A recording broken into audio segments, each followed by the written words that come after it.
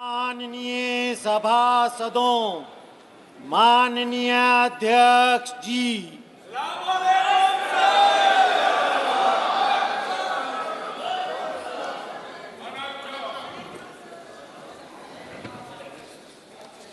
माननीय सदस्यगण,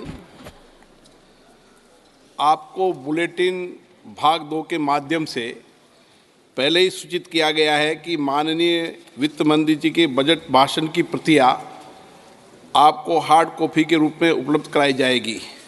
अतः बजट प्रस्तुत हो जाने के पश्चात माननीय सदस्य बजट भाषण की प्रति प्रकाशन काउंटर से प्राप्त कर सकते हैं। आपको ये भी सूचित किया जाता है कि माननीय मंत्री द्वारा बजट प्रस्तुत किए जाने के पश्चात उसे मेंबर पोर्टल पर भी उपलब्ध करा दिया जाएगा।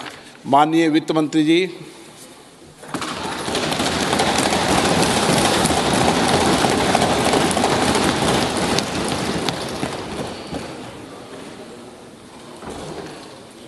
Honorable Speaker, I present the interim budget for 24-25.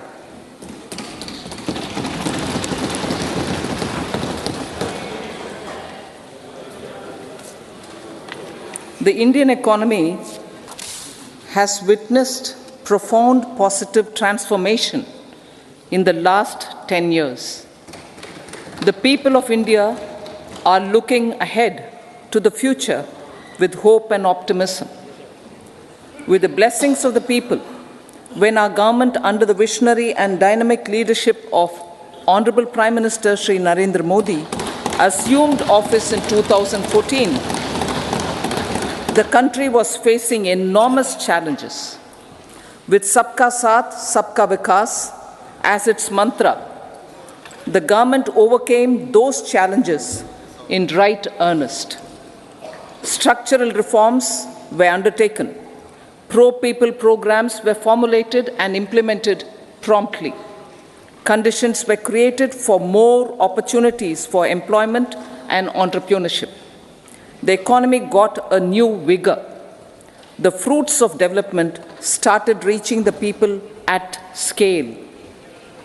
The country got a new sense of purpose and hope. Naturally, the people blessed the government with a bigger mandate. In the second term, our government, under the leadership of Honorable Prime Minister, doubled down on its responsibilities to build a prosperous country with comprehensive development of all people and all regions. Our government strengthened its mantra to Sabka Saath, Sabka Vikas and Sabka Vishwas. Our development philosophy covered all elements of inclusivity, namely social inclusivity through coverage of all strata of the society, and geographical inclusivity through development of all regions of the country. With the whole of nation approach of Sabka Prayas, the country overcame the challenges of once in a century pandemic, took long strides towards Atmanirbhar Bharat, committed to Panch Pran, and laid solid foundations for the Amrit Kal. As a result, our young country has high aspirations, pride in its present, and hope and confidence for a bright future. We expect that our government, based on its stupendous work, will be blessed again by the people with a resounding mandate. Inclusive development and growth. Our humane and inclusive approach to development is a marked and deliberate departure from the earlier approach of provisioning up to village level. Development programs were thus provisioned. In the last 10 years, however, have targeted each and every household and individual through housing for all, Har Ghar Jal, electricity for all, cooking gas for all, bank accounts and financial services for all in record time. The worries about food have been eliminated through free ration for 80 crore people. Minimum support prices for the produce of Annadata are periodically increased appropriately. These and the provision of basic necessities have enhanced real income in the rural areas. Their economic needs could be addressed, thus spurring growth and generating jobs. Social justice. Our government is working with an approach to development that is all-round, all-pervasive, and all-inclusive. Sarvangin, Sarvasparshi, or Sarvasamaveshi. It covers all castes and people at all levels. We are working to make India a Vikasit Bharat by 2047. For achieving that goal, we need to improve people's capability and empower them. Previously, social justice was mostly a political slogan. For our government, social justice is an effective and necessary governance model. The saturation approach of covering all eligible people is the true and comprehensive achievement of social justice. This is secularism in action, reduces corruption, and prevents nepotism, prevents Bhai Bhatijawad. There is transparency and assurance that benefits are delivered to all eligible people. The resources are distributed fairly. All, regardless of their social standing, get access to opportunities. We are addressing systemic inequalities that had plagued our society. We focus on outcomes and not on outlays so that the social economic transformation is achieved. As our Prime Minister firmly believes, we need to focus on 4 major castes. They are Garib, Mahilaye, Yuva, and Annadata. Their needs, their aspirations, and their welfare are our highest priority. The country progresses when they progress. All 4 require and receive government support in their quest to better their lives. Their empowerment and well-being will drive the country forward. Garib Kalyan, Desh Ka Kalyan. We believe in empowering the poor. The earlier approach of tackling poverty through entitlements had resulted in very modest outcomes. When the poor became empowered partners in the development process, government's power to assist them also increases manifold. With the pursuit of Sabka Saath, in these 10 years, the government has assisted 25 crore people to get freedom from multi-dimensional poverty. Our government's efforts are now getting synergized with energy and passion of such empowered people. This is truly elevating them from poverty. Direct benefit transfer of 34 lakh crore rupees from the government using PM Jan Dhan accounts has led to savings of 2.7 lakh crores of rupees for the government. This savings has been realized through avoidance of leakages prevalent earlier. The savings have helped in providing more funds for Garib Kalyan. PM Swanidhi has provided credit assistance to 78 lakh street vendors. From that total of 78 lakh street vendors, 2.3 lakh have received credit for the 3rd time. PM Janman Yojana reaches out to the particularly vulnerable tribal groups who have remained outside the realm of development so far. PM Vishwakarma Yojana provides end-to-end support to artisans and craftspeople engaged in 18 trades. The schemes for empowerment of Divyangs and transgender persons reflect firm resolve of our government to leave no one behind. Welfare of Annadata. Farmers are our Annadata. Every year under PM Kisan Samman Yojana, direct financial assistance is provided to 11.8 crore farmers, including marginal and small farmers. Crop insurance is given to 4 crore farmers under PM Fasal Bima Yojana. These, besides several other programs, are assisting Annadata in producing food for the country and for the world.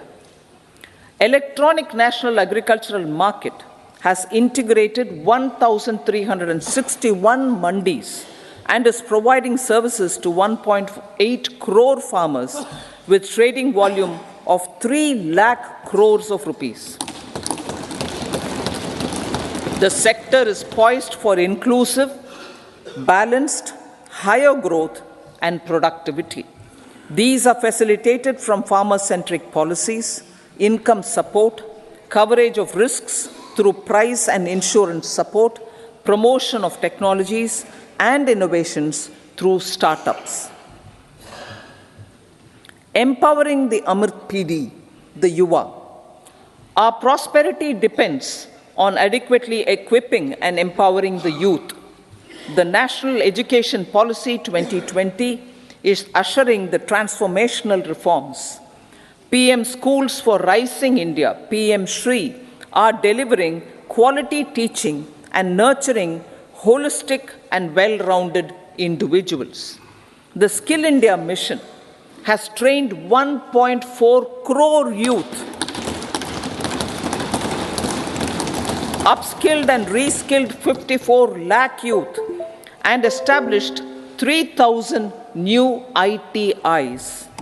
A large number of institutions of higher learning, namely 7 IITs, 16 triple ITs, 7 IIMs, 15 AIMS, and 390 universities have been set up. PM Mudra Yojana has sanctioned 43 crore loans aggregating to 22.5 lakh crores of rupees for entrepreneurial aspirations of our youth.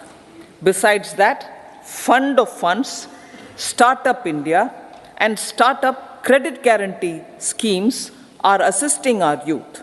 They are also becoming Rozgar Data. The country is proud of our youth scaling new heights in sports. The highest ever medal tally in Asian Games and Asian Para Games in 2023 reflects a high confidence level.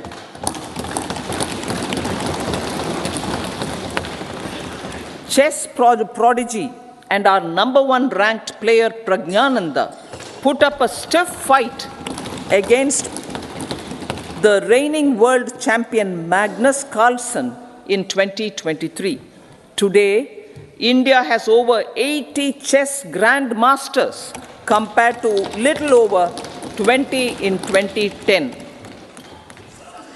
Momentum for Nari Shakti. The empowerment of women through entrepreneurship, ease of living, and dignity for them has gained momentum in these 10 years. 30 crore Mudra Yojana loans have been given to women entrepreneurs. Female enrollment in higher education has gone up by 28% in 10 years. In STEM courses, girls and women constitute 43% of enrollment, one of the highest in the world. All these measures are getting reflected in the increasing participation of women in workforce. Making triple talaq illegal, reservation of 1/3 seats for women in the Lok Sabha and state assemblies, and giving over 70% houses under PM Awas Yojana in rural areas to women and giving over 70% houses under PM Awas Yojana in rural areas to women as sole or joint owners have enhanced their dignity. Exemplary track record of governance, development, and performance. Besides delivering on high growth in terms of gross domestic product, the government is equally focused on a more comprehensive GDP, that is, governance, development, and performance. Our government has provided transparent, accountable, people-centric, and prompt, trust-based administration with citizen-first and minimum government, maximum governance approach. The impact of all-round development is discernible in all sectors.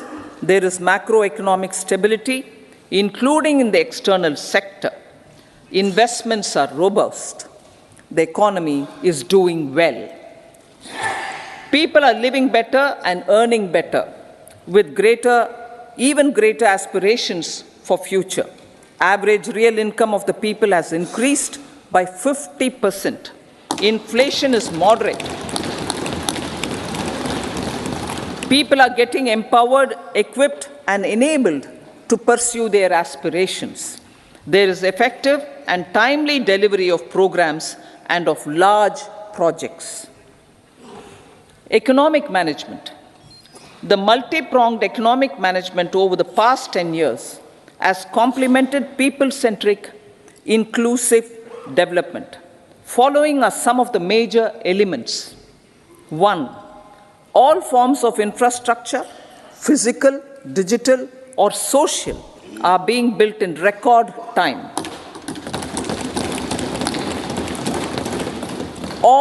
Number 2, all parts of the country are becoming active participants in economic growth. Number 3, digital public infrastructure, a new factor of production in the 21st century, is instrumental in formalization of the economy. Number 4, goods and services tax has enabled one nation, one market, one tax. Tax reforms have led to deepening and widening of tax base. Number 5, strengthening of the financial sector has helped in making savings, credit, and investments more efficient. Number 6, GIFT, IFSC, and the Unified Regulatory Authority, IFSCA, are creating a robust gateway for global capital and financial services for the economy. Number 7, proactive inflation management has helped keep inflation within the policy band.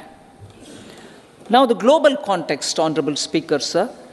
Geopolitically, global affairs are becoming more complex and challenging with wars and conflicts. Globalization is being redefined with reshoring and friendshoring, disruption and fragmentation of supply chains, and competition for critical minerals and technologies. A new world order is emerging after the COVID pandemic. India assumed the G20 presidency during very difficult times for the world. The global economy was going through high inflation, high interest rates, low growth, very high public debt, low trade growth, and climate changes. The pandemic has led to a crisis of food, fertilizer, fuel, and finances for the world, while India successfully navigated its way. The country showed the way forward and built consensus on solutions for those global problems. The recently announced India-Middle East-Europe economic corridor is a strategic and economic game changer for India and others.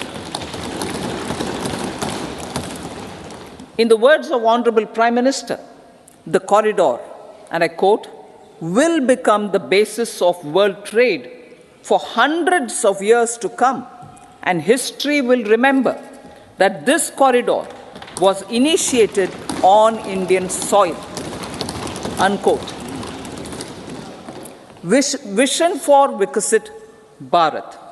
Our vision for Vikasit Bharat is that of prosperous Bharat in harmony with nature, with modern infrastructure, and providing opportunities for all citizens and all regions to reach their potential.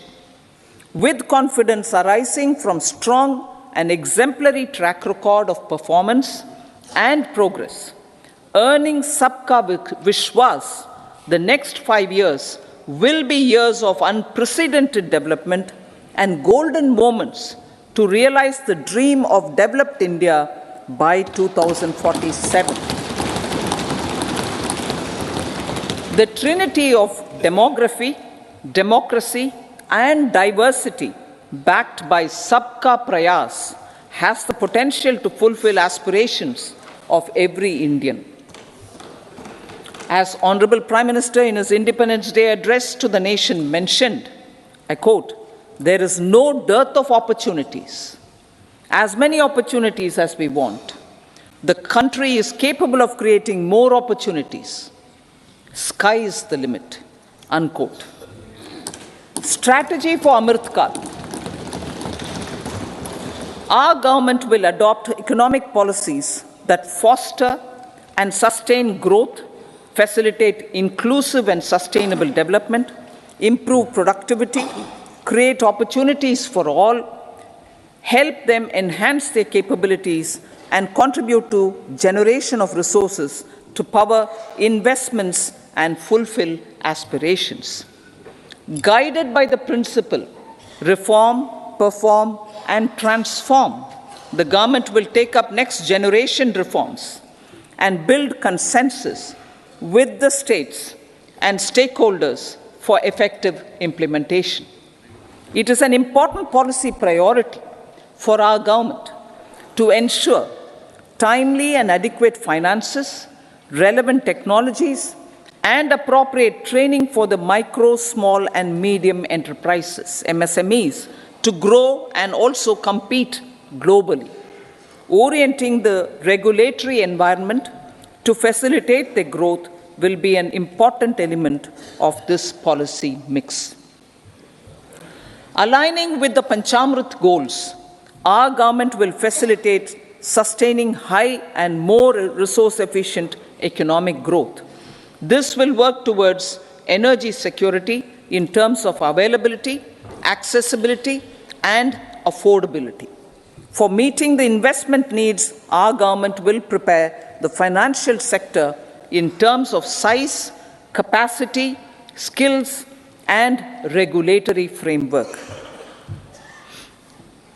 Aspirational Districts Program. Our government stands ready to assist the states in faster development of aspirational districts and blocks, including generation of ample economic opportunities. Development of the East. Our government will pay utmost attention to make the eastern region and its people a powerful driver of India's growth. PM Awas Yojana Gramin. Despite the challenges due to COVID, implementation of PM Awas Yojana Gramin continued, and we are close to achieving the target of 3 crore houses. 2 crore more houses will be taken up in the next 5 years to meet the requirement arising from increase in the number of families. Rooftop solarization and Muft Bijli. Through rooftop solarization, 1 crore households will be enabled to obtain up to 300 units free electricity every month. This scheme follows the resolve of Honorable Prime Minister on the historic day of consecration of Sri Ram Mandir in Ayodhya. Following benefits are expected. Savings up to 15 to 18,000 rupees annually for households from free solar electricity and selling the surplus to the distribution companies. Charging of electric vehicles. Entrepreneurship opportunities for a large number of vendors for supply and installation. Employment opportunities for the youth with technical skills in manufacturing, installation, and maintenance. Housing for middle class. Our government will launch a scheme to help deserving sections of the middle class, and I quote from Honorable Prime Minister's words, living in rented houses or slums or chawls and unauthorized colonies, unquote, to buy or build their own houses.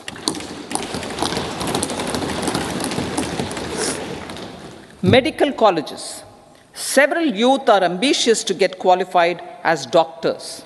They aim to serve our people through improved healthcare services.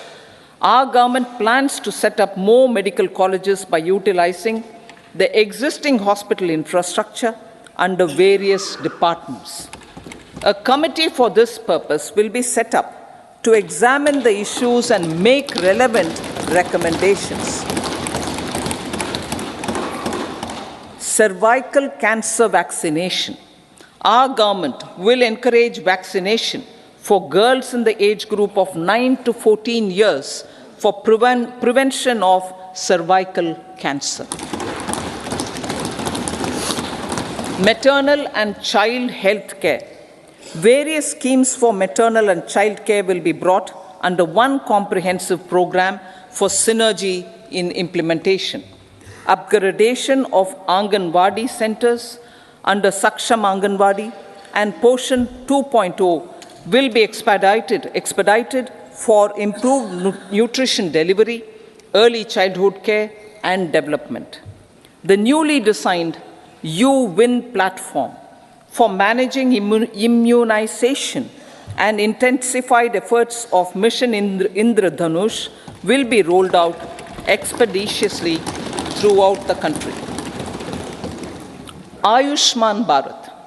Healthcare cover under Ayushman Bharat scheme will be extended to all ASHA workers, to all Anganwadi workers and helpers. Agriculture and food processing. The efforts of value addition in agriculture sector and boosting farmers' incomes will be stepped up. Pradhan Mantri Kisan Sampada Yojana has benefited 38 lakh farmers and generated 10 lakh employment. Pradhan Mantri formalization of micro food processing enterprises Yojana has assisted 2.4 lakh SHGs and 60,000 individuals with credit linkages. Other schemes are complementing the efforts for reducing post-harvest losses and improving productivity and incomes. For ensuring faster growth of the sector, our government will further promote private and public investment in post-harvest activities, including aggregation, modern storage, efficient supply chains, primary and secondary processing and marketing and branding. Nano DAP. After the successful adoption of nano urea, application of nano DAP on various crops will be expanded in all agroclimatic zones. Atmanirbhar Oil Seeds Abhiyan. Building on the initiative announced in 2022, a strategy will be formulated to achieve Atmanirbharta for oil seeds such as mustard, groundnut, sesame, soya bean, and sunflower. This will cover research for high-yielding varieties, widespread adoption of modern farming techniques, market linkages, procurement, value addition, and crop insurance. Dairy development. A comprehensive program for supporting dairy farmers will be formulated. Efforts are already on to control foot and mouth disease. India is the world's largest milk producer with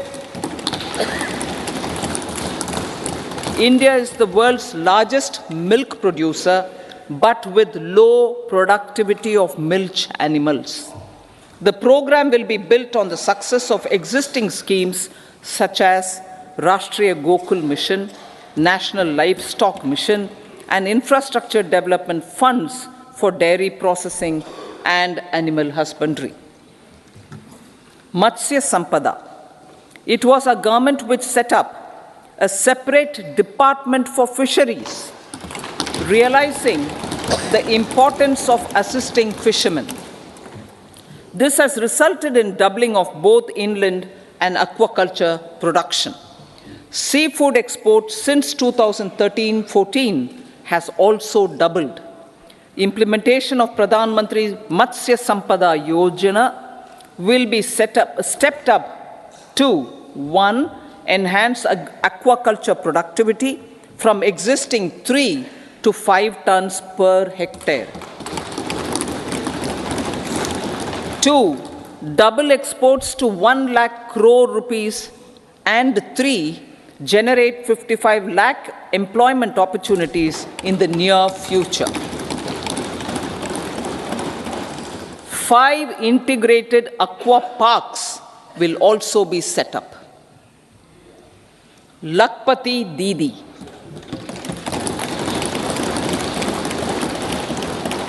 83 lakh SHGs. 83 lakh SHGs with 9 crore women are transforming rural socio-economic landscape with empowerment and self-reliance. Honorable Speaker said, their success has assisted nearly 1 crore women to become Lakpati Didi already. They are an inspiration to others. Their achievements will be recognized through honoring them. Buoyed by the success, it has been decided to enhance the target for Lakpati Didi from 2 crores to 3 crores.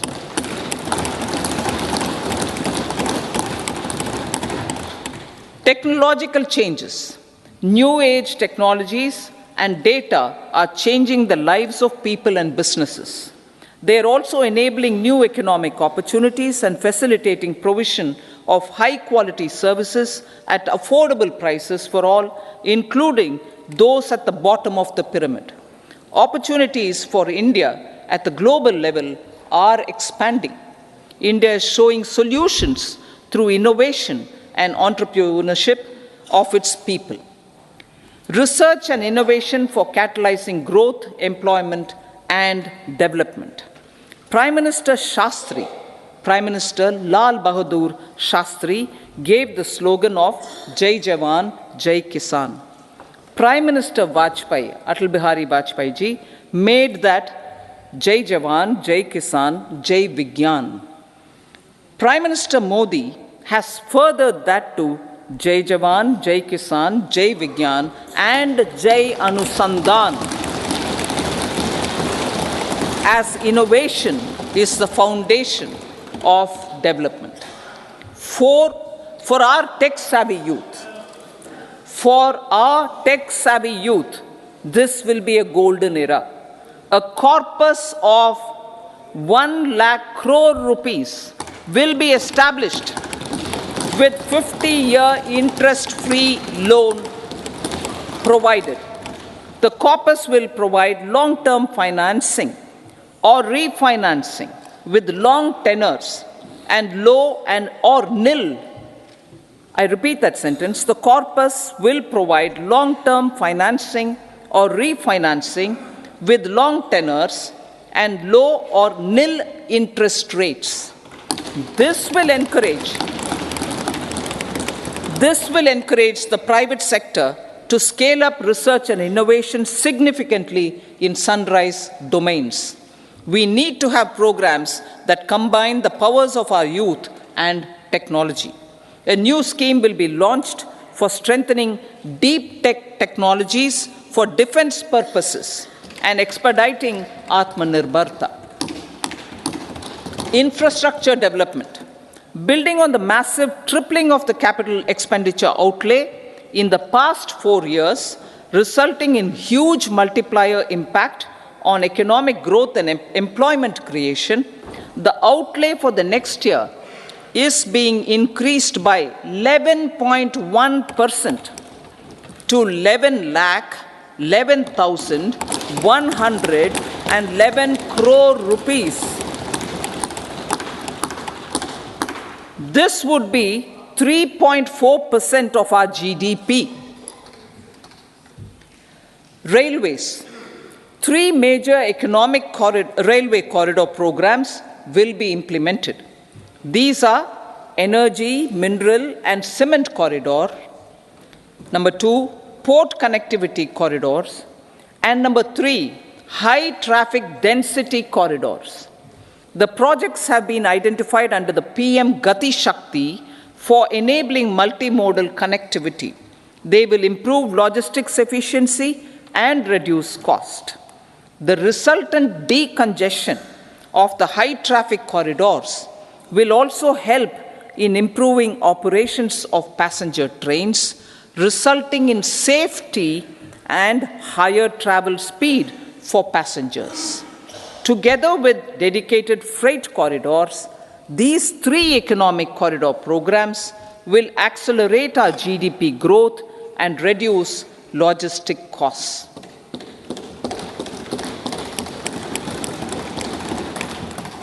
40,000 normal rail bogies will be converted to Vande Bharat standards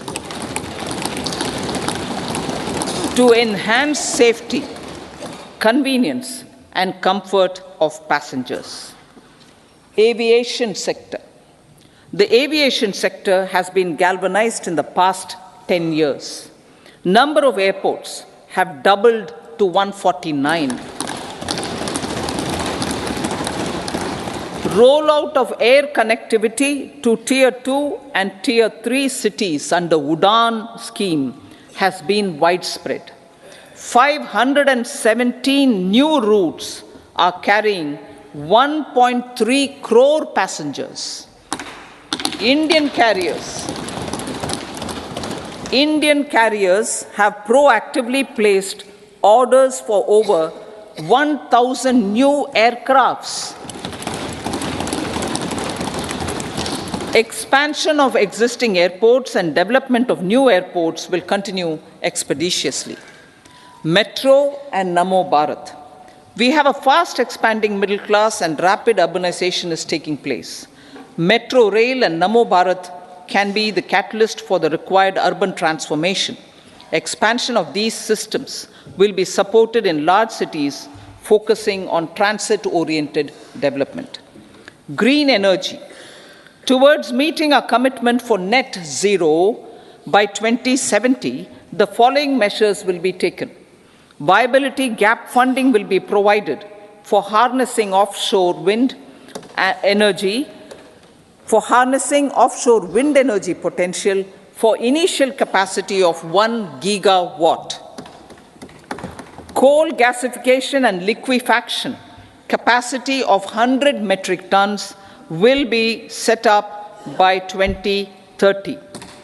This will also help in reducing imports of natural gas, methanol, and ammonia. Phased mandatory blending of compressed biogas in compressed natural gas for transport and piped natural gas for domestic purposes will be mandated. Financial assistance will be provided for procurement of biomass aggregation machinery to support collection. Electric vehicle ecosystem. Our government will expand this and strengthen the e-vehicle ecosystem by supporting manufacturing and charging infrastructure. Greater adoption of e-buses for public transport networks will be encouraged through payment security mechanism. Biomanufacturing and biofoundry. For promoting green growth, a new scheme of biomanufacturing and biofoundry will be launched. This will provide environment-friendly alternatives such as biodegradable polymers, bioplastics, biopharmaceuticals, and bioagri inputs. This scheme will also help in transforming today's consumptive manufacturing paradigm to the one based on regenerative principles. Blue Economy 2.0. For promoting climate resilient activities for Blue Economy 2.0, a scheme for restoration and adaptation measures and coastal aquaculture and mariculture with integrated and multi-sectoral approach will be launched. Comprehensive development of tourist centers. The success of organizing G20 meetings in 60 places presented diversity of India to global audience. Our economic strength has made the country an attractive destination for business and conference tourism. Our middle class also now aspires to travel and explore. Tourism, including spiritual tourism, has tremendous opportunities for local entrepreneurship. States will be encouraged to take up comprehensive development of iconic tourist centers, branding and marketing them at global scale. A framework for rating of the centers based on quality of facilities and services will be established. Long-term interest-free loans will be provided to states for financing such development on matching basis. To address the emerging fervor for domestic tourism, Honorable Speaker, sir, projects for port connectivity, tourism infrastructure, and amenities will be taken up on our islands, including Lakshadweep. This will help in generating employment also. Promoting investments. The FDI inflow during 2014 to 23 was $596 billion US, marking a golden era. That is twice the inflow during 2005 to 14. For encouraging sustained foreign investment, we are negotiating bilateral investment treaties with our foreign partners in the spirit of First Develop India. FDI is First Develop India. Reforms in the states for Vikasit Bharat. Many growth and development enabling reforms are needed in the states for realizing the vision of Vikasit Bharat. A provision of 75,000 crore rupees as 50-year interest-free loan is proposed this year to support those milestone-linked reforms by the state governments. Societal changes. The government will form a high-powered committee for an extensive consideration of the challenges arising from fast population growth and demographic changes. The committee will be mandated to make recommendations for addressing these challenges comprehensively in relation to the goal of Vikasit Bharat. Amrit Kal as Kartavya Kal. Our government stands committed to strengthening and expanding the economy with high growth and to create conditions for people to realize their aspirations. Honorable Prime Minister, in his Independence Day address to the nation in the 75th year of our Republic, said, and I quote, "We commit ourselves to national development with new inspirations, new consciousness, new resolutions as the country opens up immense possibilities and opportunities. It is our Kartavya Kal. Unquote. Every challenge of the pre-2014 era was overcome through our economic management and our governance. These have placed the country on a resolute path of sustained high growth. This has been possible through right policies, true intentions, and appropriate decisions. In the full budget in July, Honorable Speaker, our government will present a detailed roadmap for our pursuit of Vikasit Bharat.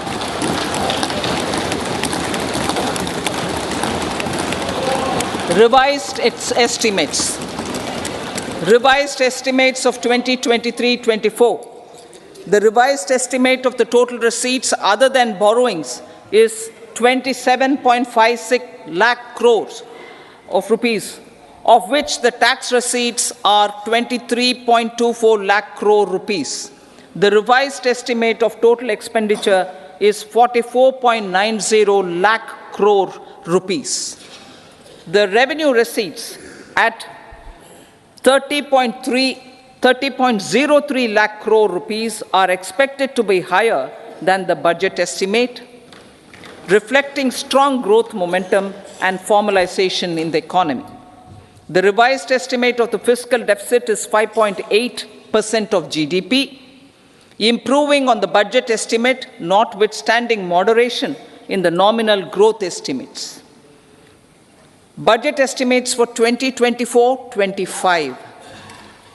Coming to the year 2024-25, the total receipts other than borrowings and total expenditure are estimated at 30.80 and 47.66 lakh crore rupees respectively.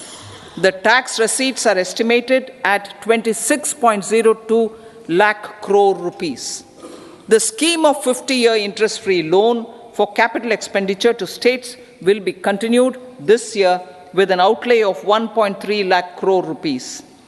We continue on the path of fiscal consolidation, as announced in my budget speech of 2021-22, to reduce fiscal deficit below 4.5% by 25-26. The fiscal deficit in 2024-25 is estimated to be 5.1% of GDP, adhering to that path.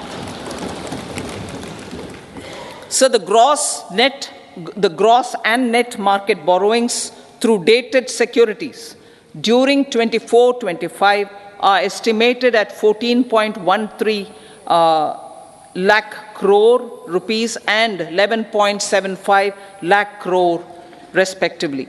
Both will be less than that in 23-24.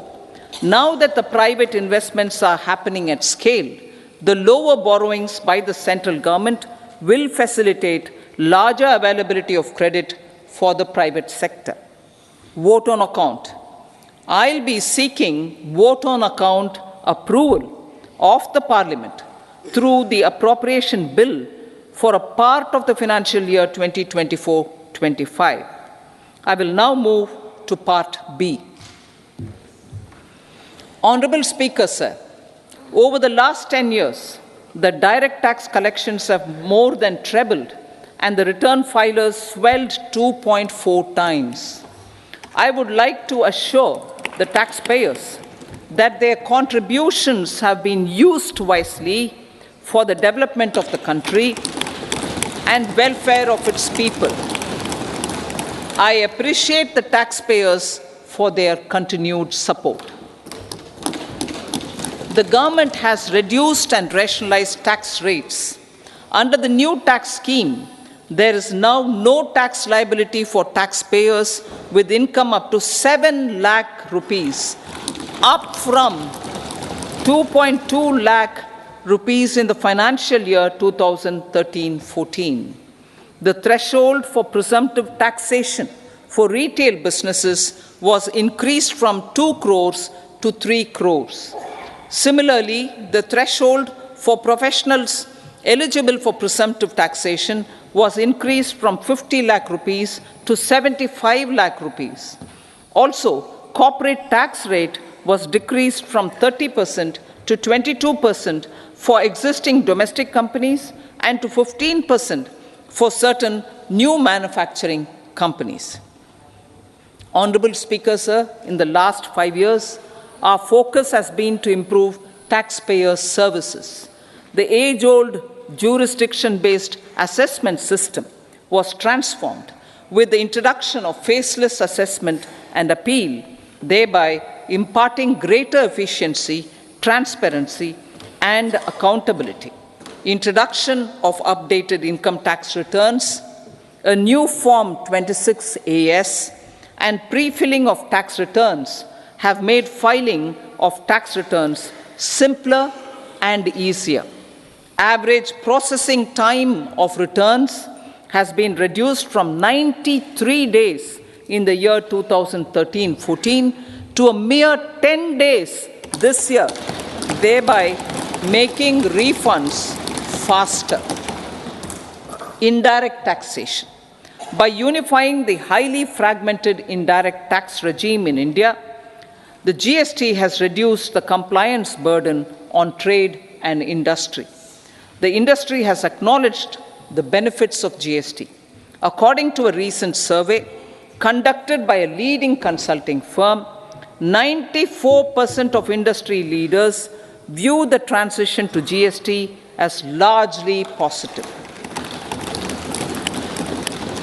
According to 80% of the respondents, it has led to supply chain optimization, as elimination of tax arbitrage and octroi has resulted in disbanding of checkposts at the state and city boundaries. At the same time, tax base of GST more than doubled, and the average monthly gross GST collection has almost doubled to 1.66 lakh crores this year. States too have benefited. States' SGST revenue, including compensation released to states in the post-GST period of 2017-18 to 2022-23, has achieved a buoyancy of 1.22. In contrast, the tax buoyancy of state revenues from subsumed taxes in the pre-GST four-year period of 2012-13 to 2015-16 was a mere 0.72. The biggest beneficiaries are consumers, as reduction in logistic cost and taxes have brought down prices of most goods and services. We have taken a number of steps in customs to facilitate international trade.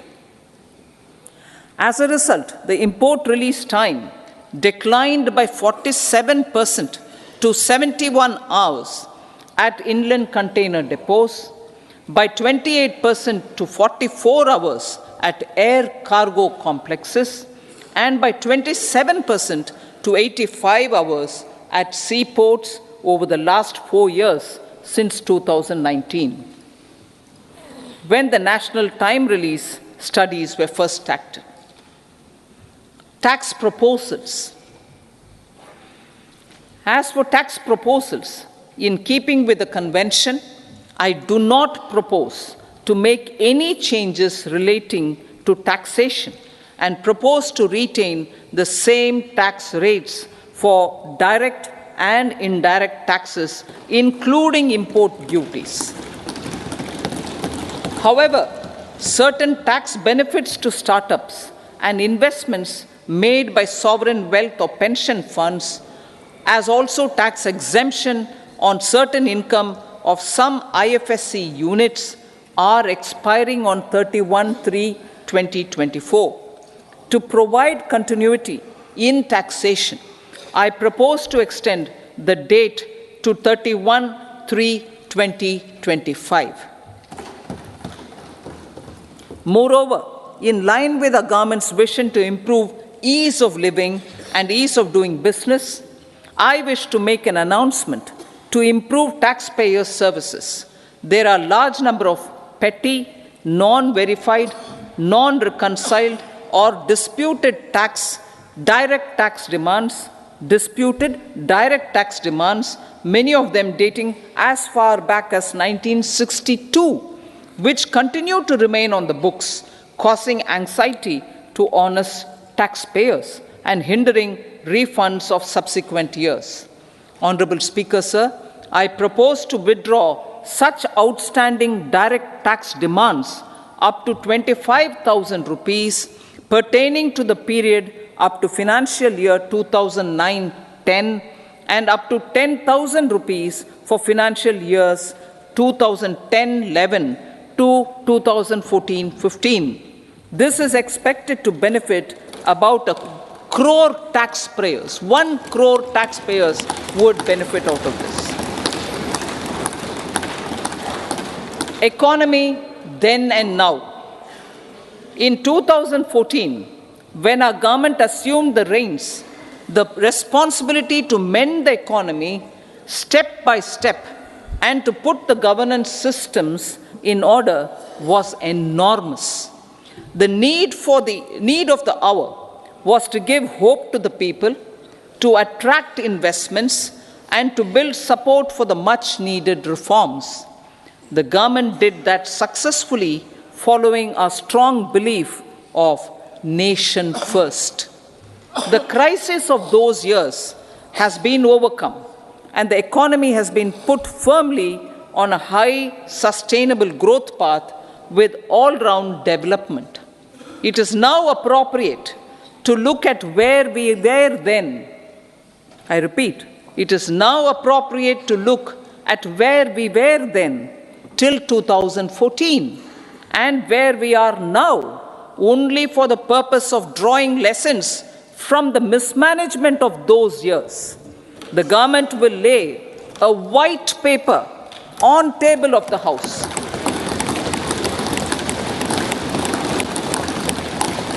The exemplary track record of governance, development and performance, effective delivery and Jan Kalyan has given the government trust, confidence and blessings of the people to realize whatever it takes, the goal of Vikasit Bharat, with good intentions, true dedication and hard work in the coming years and decades. With this, Honorable Speaker, I commend the interim budget to this august House. Jai Hind.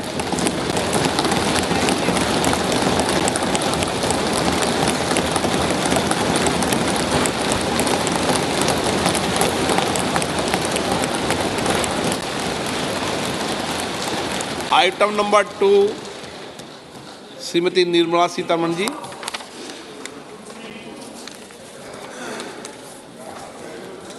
So, with your permission, I rise to lay on the table the following statements under Section 3(1) of the Fiscal Responsibility and Budget Management Act 2003, Medium-Term Fiscal Policy cum Fiscal Policy Strategy Statement and Macroeconomic Framework Statement. Item number 3, Srimati Nirmala Sitharaman ji. Sir, with your permission, I rise to move for leave to introduce the Finance Bill 2024. प्रश्न ये है कि विधेयक को पुनर्स्थापित करने की अनुमति प्रदान की जाए। जो सदस्य इसके पक्ष में हाँ कहें, जो सदस्य विरोध में ना कहें। मेरे विचार में निर्णय हाँ वालों के पक्ष हुआ, हाँ वालों के पक्ष हुआ। माननीय मंत्री जी विधेयक को पुनर्स्थापित करें। So I introduce the bill. सभा की कार्रवाई शुक्रवार दिनांक 2 फरवरी 2024 को प्राप्त 11 बजे तक के लिए स्थगित की जाती है।